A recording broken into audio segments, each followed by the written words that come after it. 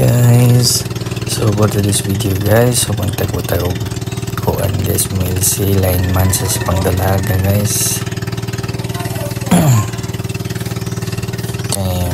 Naputol ang wire dito sa eskwelahan ubos o dito dapit sa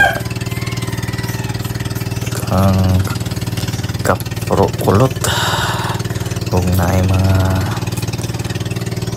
service wire nga apektuhan na sunog. So nanata karon diri sa pantalan sa Kaluya ug na si agaw sinas diri guys. So gikan ni siya dito sa ubos guys, ni salom gini siya guys, kay dili natabang ug dili siya niya salomon dito guys, kay naputulig do sa ubos. So maghugot na diri siya guys, diri sa poste diri siya maghugot. So mo ni ang purse nga naputol guys, so, dito sa tumoy gid ang antus tuwa-tuwa nga naputol guys, diri siya maghugot sa poste. So magtikon yung gani siya guys, kasi ang tawag niya automatic ari dayon. Salamat yan ni agaw guys, buutan kay ni siya guys, kugihan o pulido nga mo trabaho ni.